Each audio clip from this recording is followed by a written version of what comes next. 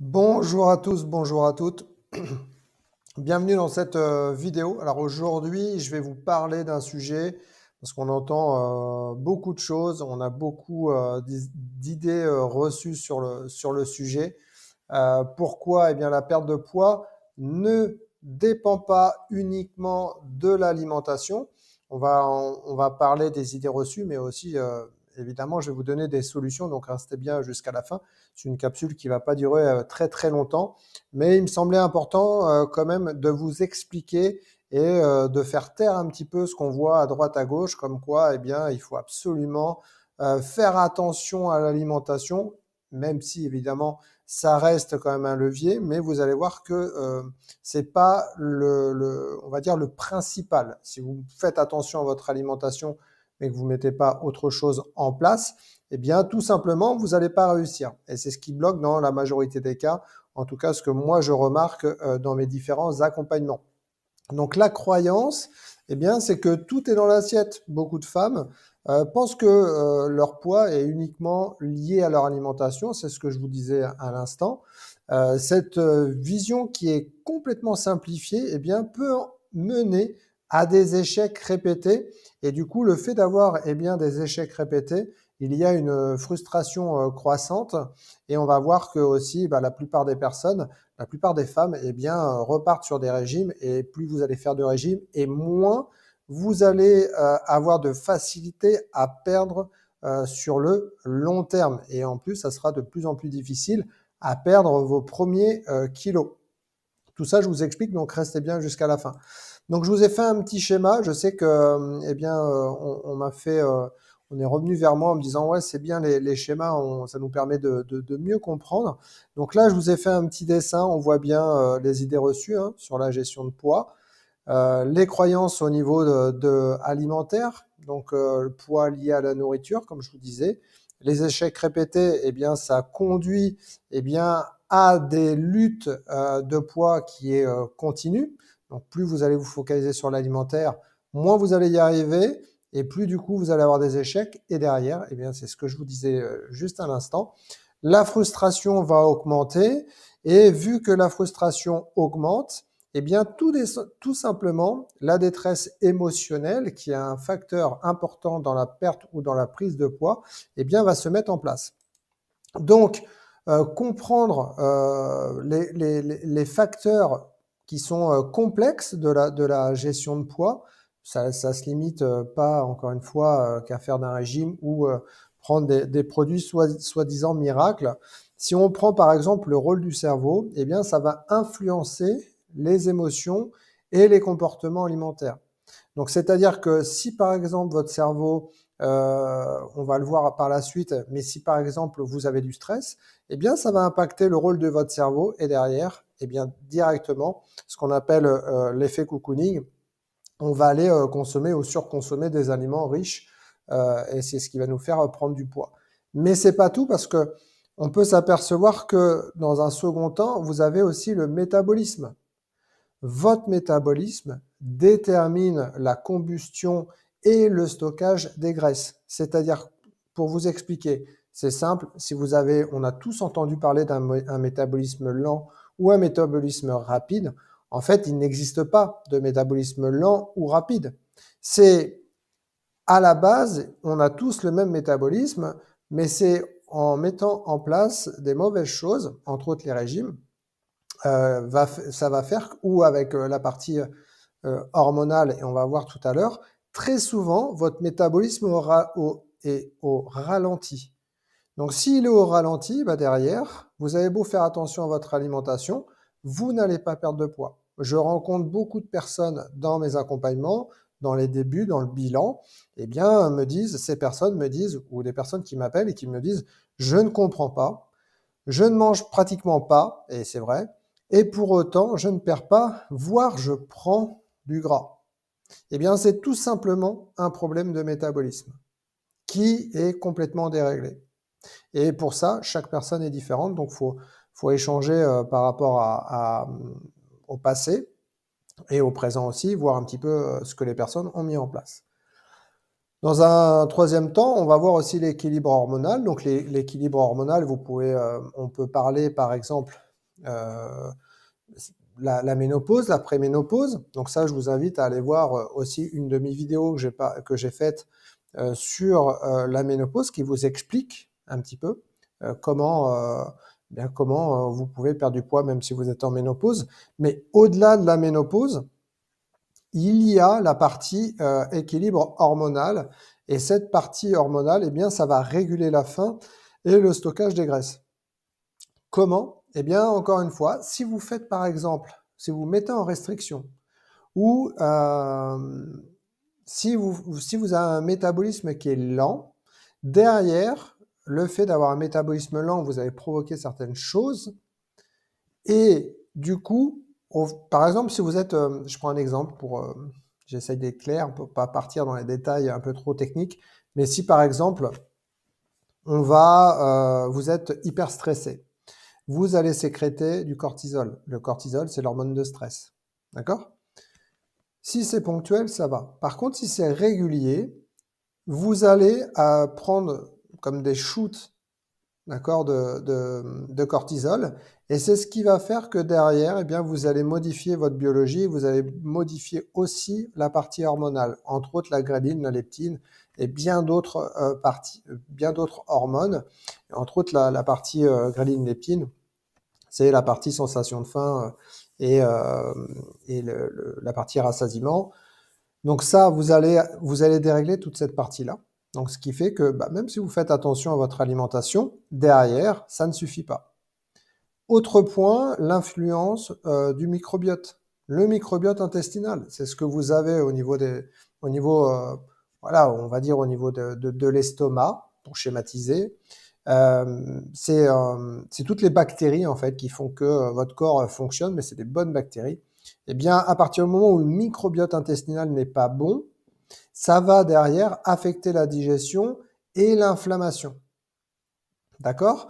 Donc, je ne vais pas trop rentrer dans les détails parce que je ne veux pas trop vous perdre sur ça, mais l'inflammation, par exemple, si vous prenez du ventre, ça peut être dû justement à une inflammation.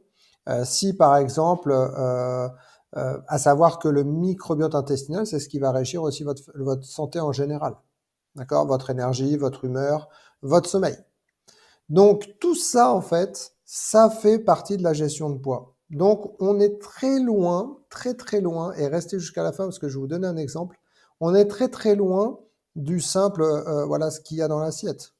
D'accord? J'espère que ça vous le comprenez bien. Je vous ai fait un autre petit schéma pour que vous compreniez un peu les facteurs qui sont cachés. On va revenir un peu sur certains points, mais qui sont cachés et qui vont affecter votre gestion de poids.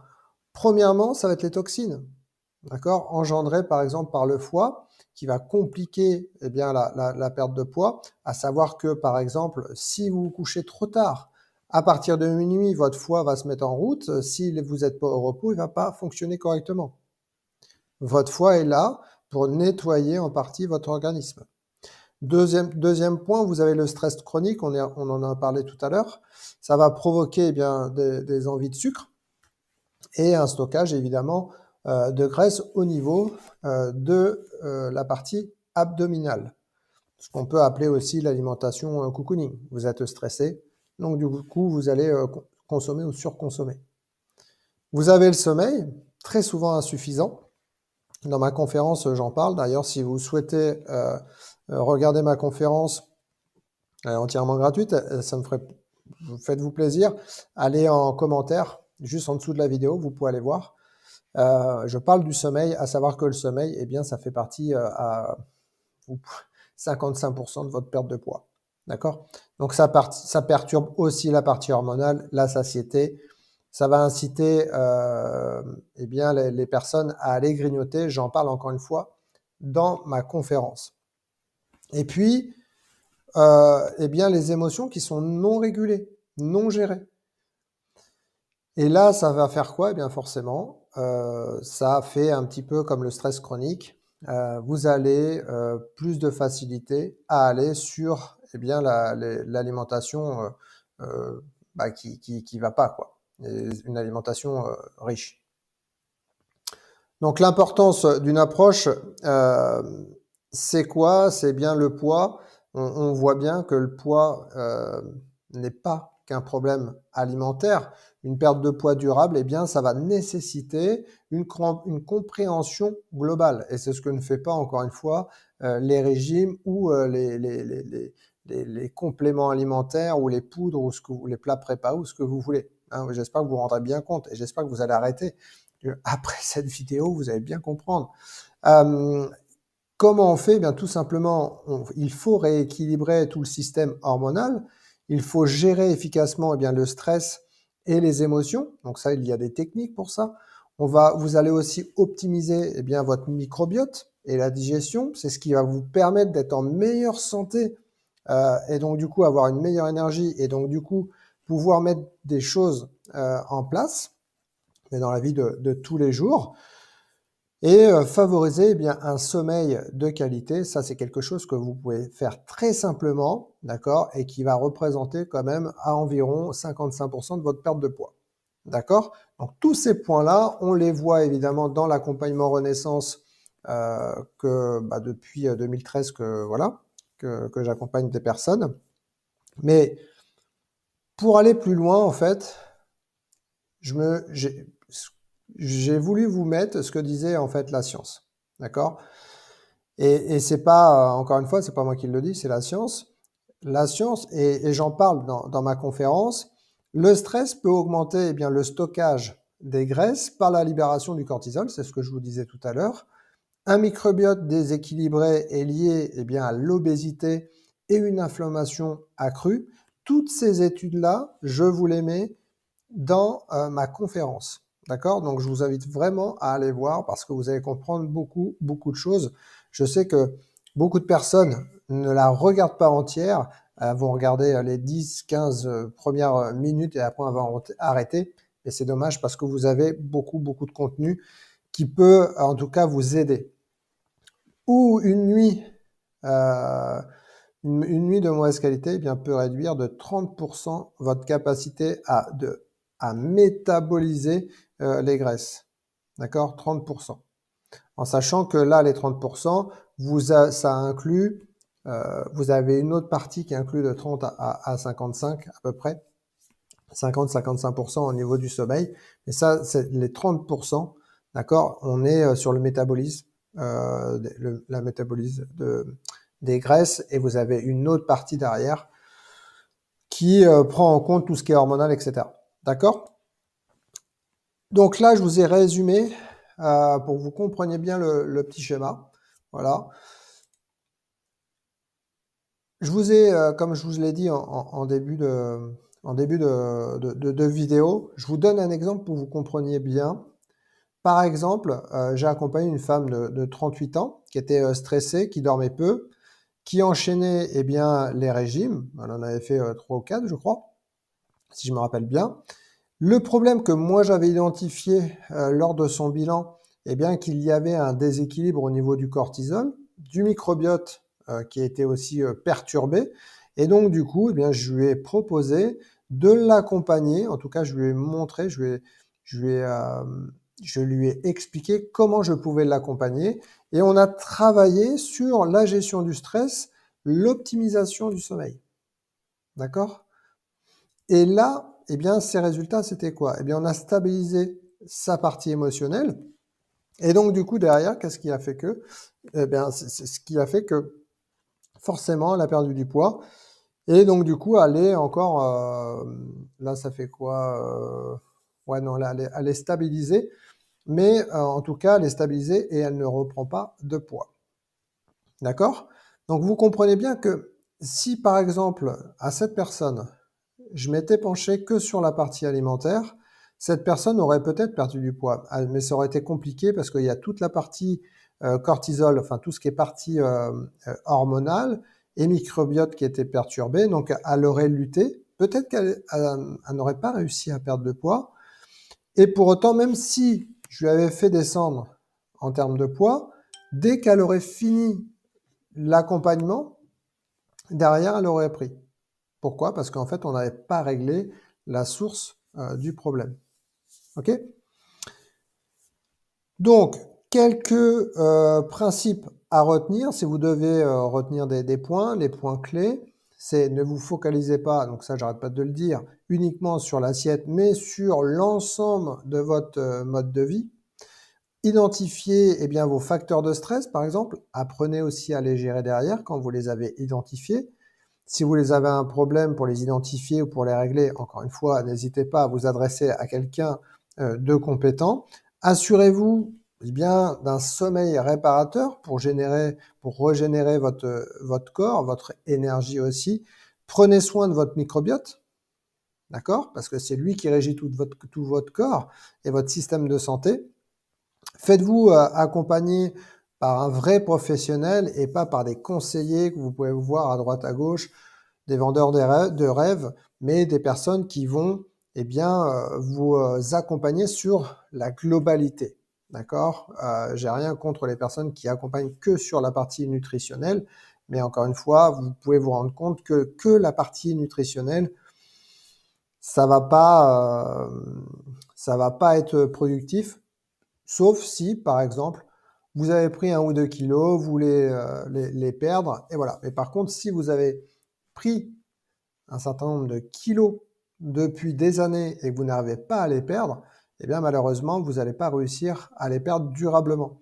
Et surtout, le plus important, surtout, arrêtez les régimes parce que c'est ce qui va faire que vous aurez encore plus de mal à perdre vos kilos et ce sera de plus en plus difficile à perdre vos premiers kilos. Voilà, je vous ai fait encore un petit dessin. Voilà, je trouve ça sympa. Ça permet de mieux comprendre. Donc, éviter les régimes, santé microbiote, gestion du stress, mode de vie équilibré, le sommeil réparateur et forcément un accompagnement professionnel. Voilà, on arrive à la fin de cette vidéo. J'espère que je vous apporte suffisamment de renseignements pour voir un petit peu plus clair.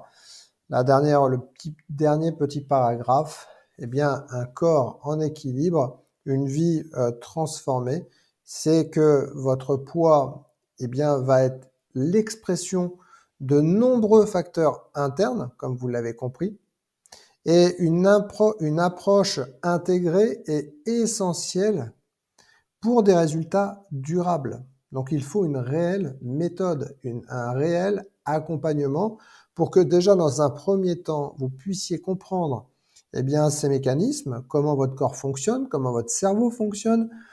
Et ça, c'est la première étape. Et la deuxième étape, quand vous avez compris tout ça, eh bien derrière, il y a des techniques pour vous permettre de perdre du poids durablement et sans avoir faim et sans vous tuer à faire du sport à longueur de journée. Voilà, j'espère les amis que ça vous a plu. N'hésitez pas à mettre un commentaire en dessous cette vidéo. Posez-moi des questions. Je serai vraiment content de vous répondre. Pour celles et ceux qui souhaitent visionner la conférence, allez dans les liens juste en dessous. Pour celles et ceux qui veulent nous rejoindre dans mon groupe minceur, voilà, eh bien vous êtes les bienvenus. Petite précision, le groupe minceur n'est pas fait pour les personnes voilà, qui veulent passer leur temps. Donc, c'est pas la peine de faire une demande si vous n'êtes pas engagé dans quelque chose, voilà, de mettre des actions réelles en place et de participer à la vie du groupe. Pourquoi? Parce que si vous demandez à faire partie du groupe et que vous participez pas, je vous enlève du groupe. Voilà, c'est simple.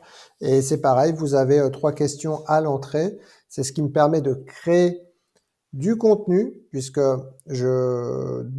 j'apporte beaucoup de contenu dans le groupe. Donc, si vous ne répondez pas, c'est pareil, je vous accepte pas dans le groupe. Voilà, j'ai tout dit. Je vous souhaite une très belle journée et puis je vous donne rendez-vous dans une prochaine vidéo. Bye bye.